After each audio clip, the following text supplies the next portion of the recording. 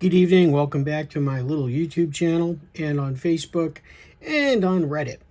Tonight I'm looking at a TWSBI Vac700 nib, and this is a broad nib, and it just keeps drying out and drying out. There we go. And drying out and drying out. Oh, there we go. Okay. So what I usually do when I have a nib like this that's consistently drying out, I like to take this out of the pen, and then I take a look specifically at those nib channels. And you can see the feed channel in here. It looks okay, but watch this. And what I do is I take the back end of an X-Acto knife. Hopefully you can see this on there. And I gently run just the back side of this knife, the back of it, not facing that way, just the back of it. I'm doing this with a magnifying headset on, so it's hard to see this and make sure it's in the camera. And gently run it down, and you will start to see that there's some schmutz that gets left in these. You can't really see that much, but there we go. Little pieces of stuff that gets left in there from manufacturing. And there might be better on that. Let's see if we can focus it this way. And that's just a little piece of schmutz that's in there. So this starts to block up the feed. So I do this a few times. And I keep bopping the camera with the headset. Sorry if it's jumping. And I go down this feed a couple of times.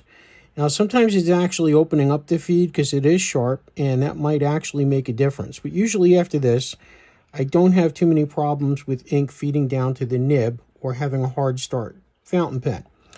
This is the way I've done this. I don't think this is the approved method. There we go. I don't think this is the approved method, but this is what I've been working on.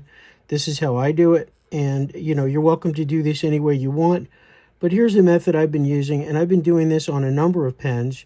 And just gently stay in the channel. You don't want to push too hard. You just want to grab out whatever stuff is sitting in there.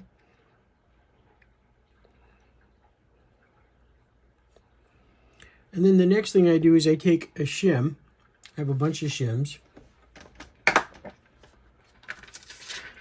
And this is like the second, we'll go with this one first.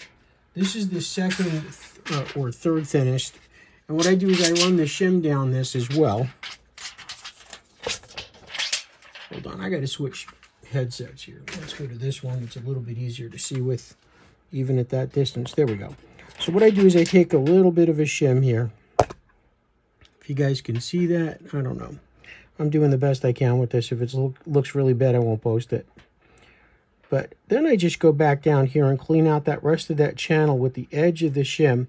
And there's still more stuff coming out. If you can see that, there's still more stuff coming out of this. I don't know if I can focus that right there. But you can see that there's still stuff coming out of this.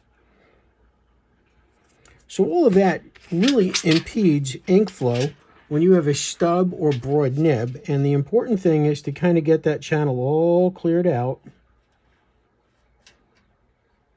And there's still more stuff coming out. Hopefully I'm not destroying anything, but so far it seems to actually get this pen working better. Then when you put this back in again, you do want to rinse this. You want to rinse this so that the, I can't get any closer, it's out of focus. Anyway, you want to rinse this so that any debris is still left in there, but that's what I do to clean this up.